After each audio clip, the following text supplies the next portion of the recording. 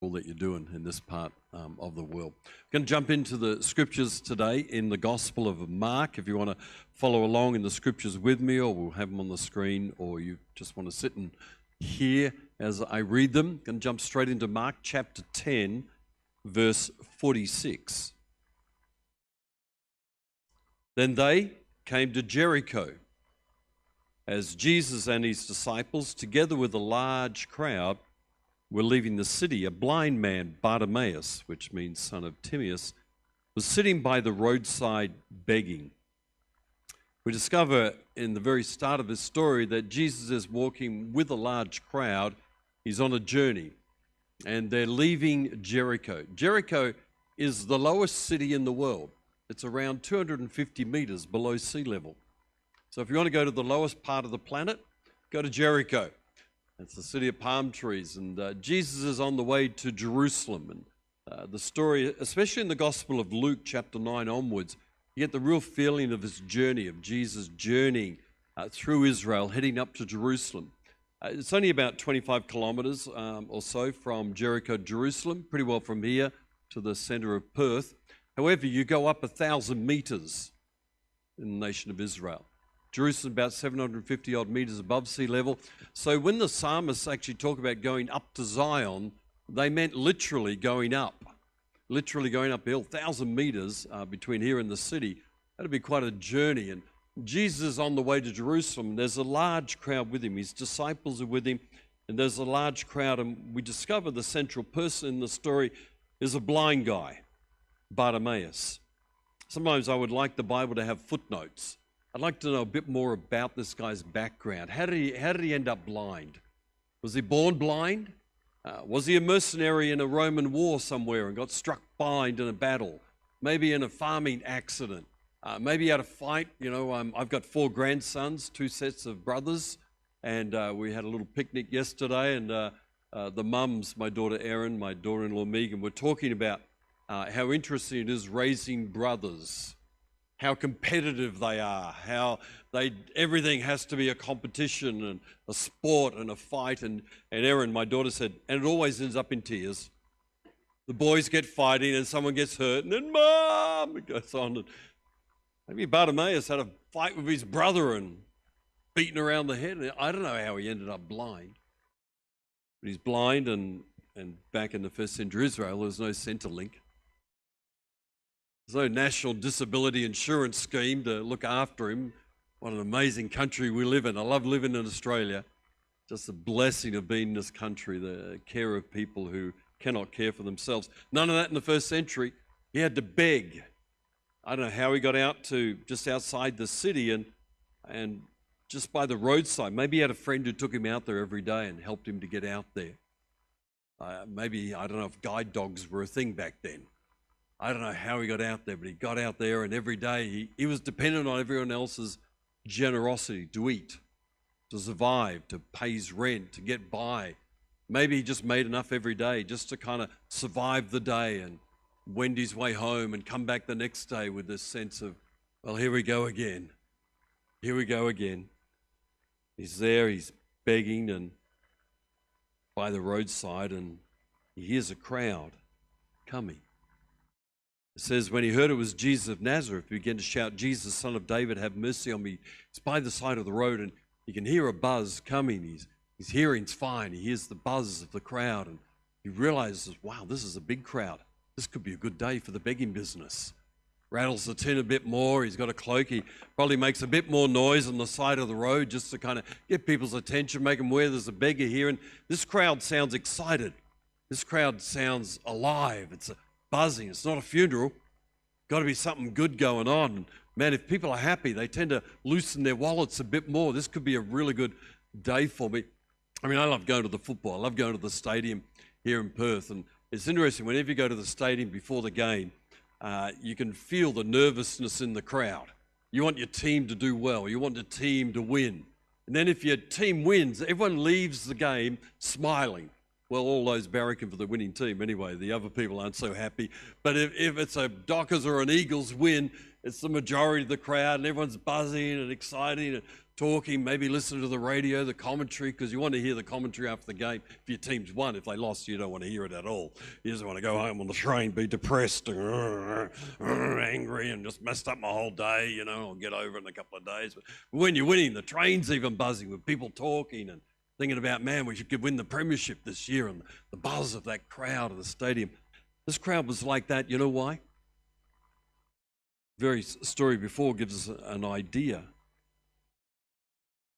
They expected Jesus to go to Jerusalem to be crowned king of Israel, king of the Jews, and get a hold of those rotten Romans and boot them out of town and establish his kingdom. And the story before, James and John said to the Lord, Lord, can you do one thing for us? And Jesus said, what do you want me to do for you? He said, well, when you come into your glory and your kingdom and your throne, we want to sit on the left and on the right. And Jesus said, well, maybe.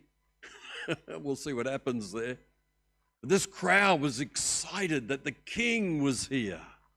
Jesus, the one who had preached and healed and raised from the dead and healed lepers. They're buzzing, they're exciting. Bartimaeus hears and thinks, wow. And he asks, who's here? What's the crowd about? And someone said, it's Jesus of Nazareth. I love that. When he heard it was Jesus of Nazareth. I'm so glad it's not Jesus of Rome. It's not Jesus of Jerusalem. Rome, the military power of the day, the center of economic and military power of the day. Jerusalem, the center of religious activity. The temple, the heightened place of religious activity. You know, Jesus hasn't come for the people who are in power, folks. Nazareth. Can anything good come out of Ellenbrook? Can anything good come out of Perth? Can anything good come out of Nazareth? Nazareth, you only go to that town because you know someone there. You want to bypass, you know. There's no point going to Nazareth. There's nothing there. There's nobody there. Nazareth doesn't count. Jesus came for the people who don't count. I came to Jesus at 19 years of age, broken up, busted up. I was a hippie. Peace, bro. Back in the day. It's a groovy gas thing. Peace. If you're as old as me, you'll understand that language. The rest of you going, what is he talking about, man? As a 19-year-old, no hope, depressed, suicidal, end of the rope. Jesus turned up. Jesus will turn up for you. You don't have to be someone of influence. You don't have to be a name. You don't have to be a celebrity. You don't have to be someone really, really important. Jesus turns up for everybody. I love that what you shared, Pastor Joe, this morning of Jesus' care for us. Like a mother would forget her baby, as if. Jesus' deep care for each one of us. Doesn't matter how busted up you feel, how broken you feel, how messed up you feel like your life has been. Jesus has come for you. Blind Bartimaeus, I don't know how he'd heard about Jesus. Maybe he'd been in some gathering where someone got healed. Maybe he was at the feeding of the 5,000, who knows? Maybe he heard him preach in Jericho. Maybe he heard a bundle, I don't know. But when he hears it was Jesus of Nazareth, begin to shout, Jesus! Son of David! Have mercy on me! He wasn't whispering. He wasn't, hey Lord, over here. If you don't mind, would you go over here? Jesus! And he uses a phrase that very few people in the New Testament use, Son of David. Very few people, a Gentile woman used it, Son of David, very rare. But Bartimaeus, blind though he was, had this understanding that there was a king here. He said, just have mercy on me, Lord. Have mercy on me. I love this, and we'll discover as we go on. This is a shout of faith. It's a shout of faith. Later on in the story, you'll see the principle of faith coming out. Like Pastor Joe was saying this morning, to boost our faith this morning. I am here to boost your faith.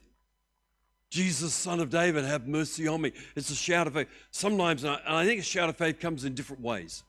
Sometimes you should get in your car go for a drive and have a really good yell. You know, the most famous song to come out of Australia in the last 40 years, the most famous Christian song. Shout to the Lord, all the earth, let him sing.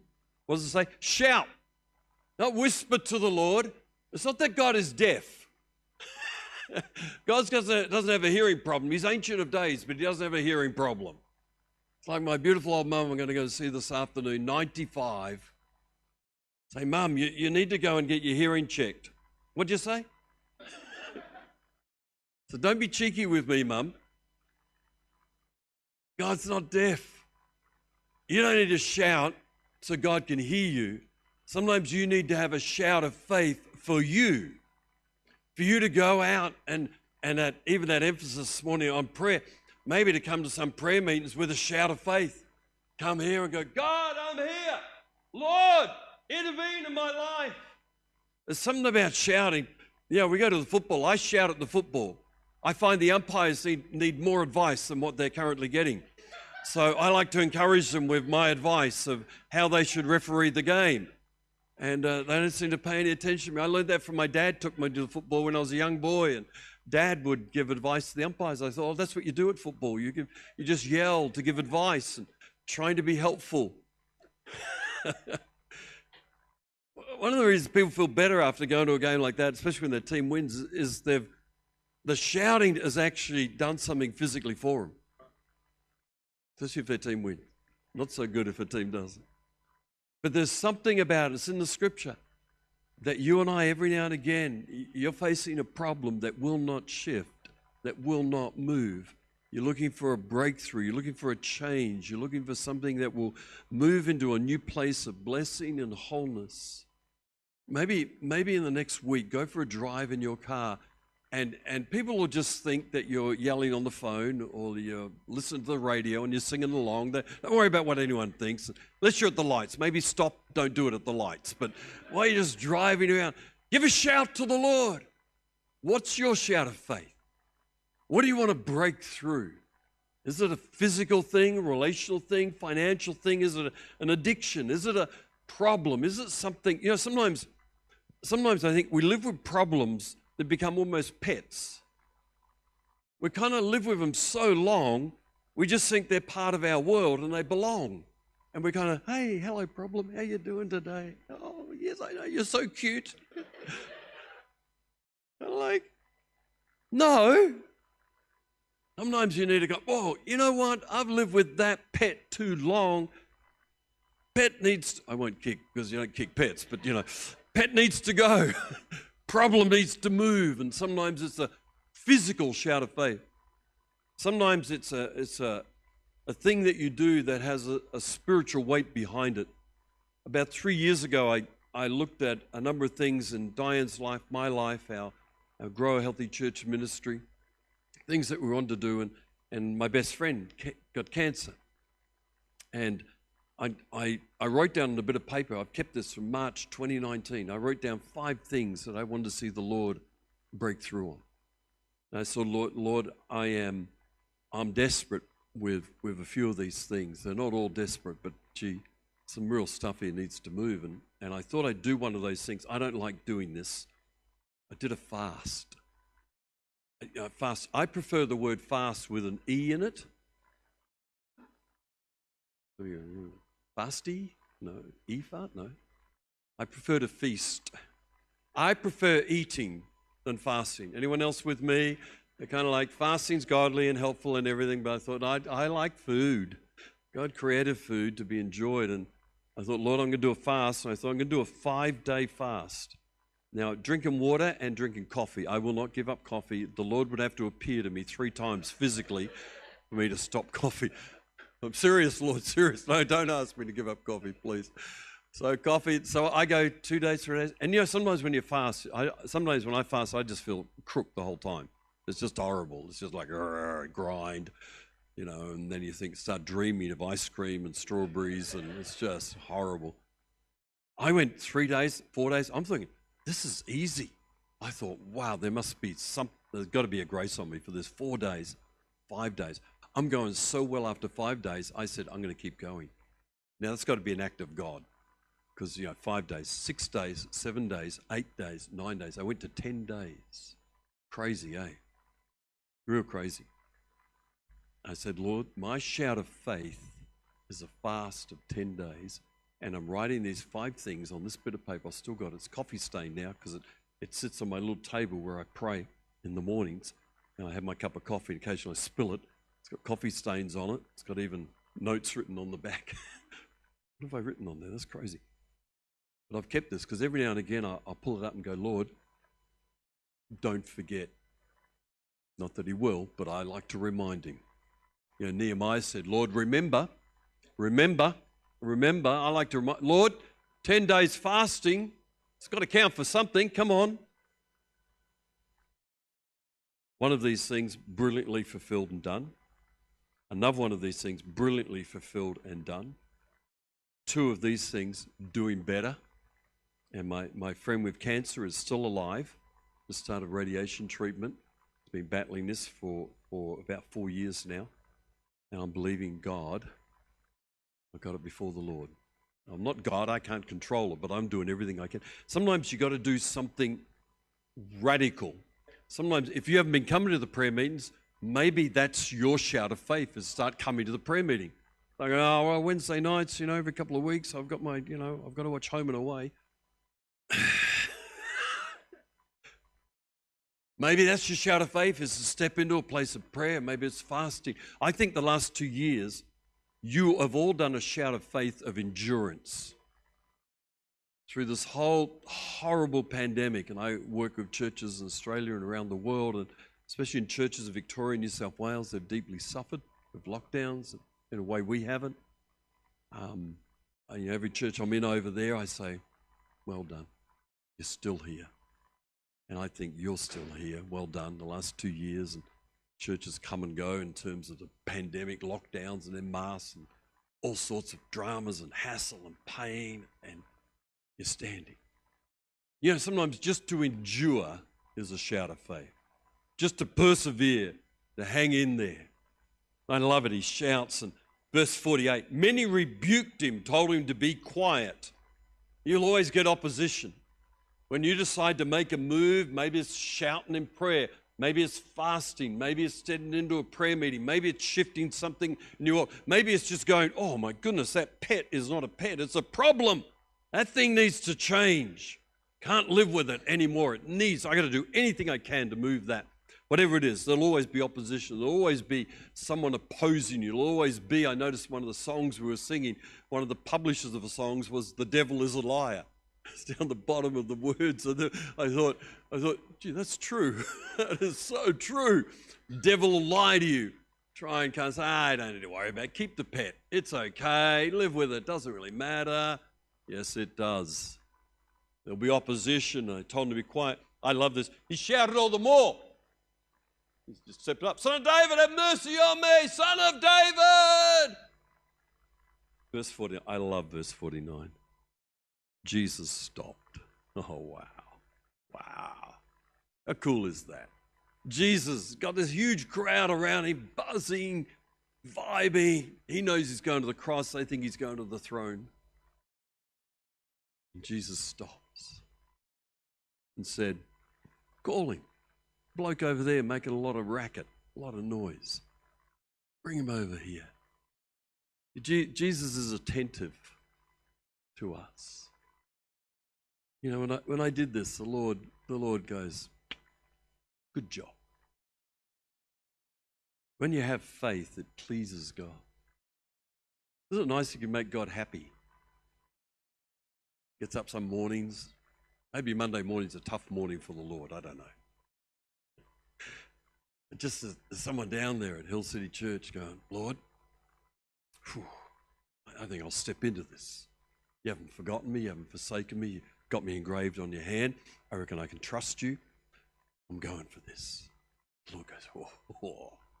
Make the Lord's Monday morning with this Sunday decision. Jesus said, call him. So they called to the blind man. Cheer up. On your feet, he's calling you. So the people at 1 minute tell him to shut up. Next said, cheer up. What a mob. That's a mob, isn't it, eh? The mob right there, dear me. throwing his cloak aside, and I always think there's some coins on the cloak. I always think there's a bit of crusty bread, or, he's probably put a few coins on himself to prime the pump to get people to give, and he just, that's my old life, throws it away. Big decision, jumps to his feet, come to Jesus. What do you want me to do for you? Jesus asked him. That's a funny question, Lord. I think it's pretty obvious what he needs, But Jesus is very savvy. He asked the same question of James and John in the previous story. What do you want to do for you? And I think sometimes as we move in faith, as we have a shout of faith, it's important for us. This is why I write this stuff down. This is what I want, Lord. I'm really clear on what I want from you. I'm not fuzzy. I don't kind of like that prayer, Lord, maybe whatever, if possibly, if you could. I'd rather go, Lord, this is what I'm seeking. Ask, seek, and knock. Know what you're asking. What do you want me to do for you? And I love his response. The blind man said, Rabbi, I want you to bless my begging business. Oh, no, it doesn't say that, does it? Well, he could have said that. I mean, there's a crowd there. I'm tending to thinking hundreds of people. He could have said, Lord, you got a very happy crowd here. I've got a little begging business here. I could make 3 months profit in just one hit today. I mean, Lord, they could just, come on, Lord, you're into generosity. He could have gone for that. Seriously, he could have. He said, Rabbi, and this is hugely significant, I want to see. Now, here's the deal. In the Old Testament, no one ever got healed of blindness. No one. Part of the Red Sea, sun stood still. Read it in my devotions this week. Sun stood still for a day. All sorts of manna coming down from heaven, miracles, water out of rocks, Jordan River. There's quite a few remarkable miracles. A guy gets thrown on a guy's bones and comes back to life. I mean, that's crazy. But no blind person got healed in the Old Testament. It was a miracle reserved for the Messiah. The blind shall see, Isaiah said. When Bartimaeus says, Rabbi, I want to see, you know what he's saying? You're the Messiah. You are the Son of David. You're the Christ. This guy was way ahead of the crowd, to be honest. Quite remarkable. Go, said Jesus. Your faith has healed you. There it is. See, Bartimaeus had a shout of faith. Your faith has healed you. I'm responding to you, Bartimaeus. You're reaching out for me. I'm reaching back to you. Immediately, he received his sight. That word that gets used so often in the Gospel of Mark. Immediately, he received his sight and he followed Jesus along the road. How cool is that? You see, Jesus is waiting for us to shout. He's waiting for us to step into the fray. He's waiting for us to not be passive, but to put our hands up. And you know what? I'm going to say this. This is not some magical lever you pull today and it's all done by tomorrow. This is March. I wrote the date on it. March 2019. This is over 3 years ago. And not all these things are done. And especially my best friend's cancer. You know what? Sometimes you just got to endure in faith. This is a stance of faith for me. And I actually love preaching about Bartimaeus and holding this little thing up because it reminds me that you must stand in faith with what you're chasing. Why don't you close your eyes where you're sitting? I want you to make just a brilliant decision this morning. What's your shout of faith? What do you need to move? What needs to change? Is it something relationally, maybe in the workplace, maybe family? Maybe you're looking for a job that you just haven't found the right one yet. Maybe it's a business that just feels a bit stuck, that you just need to get to another level. Maybe it's a financial thing that needs to move. Maybe it's a health thing.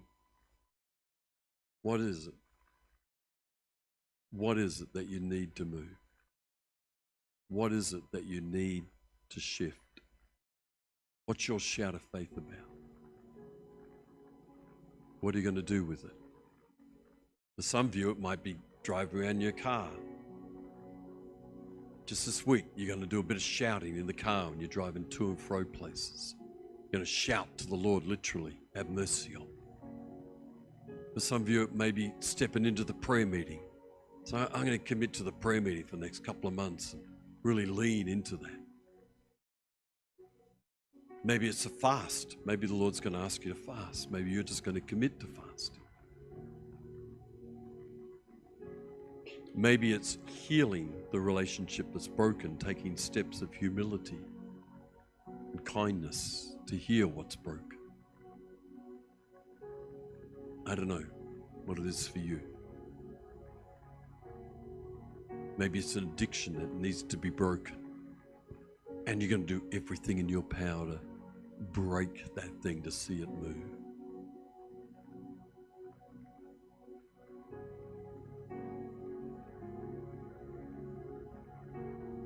Jesus, as people are making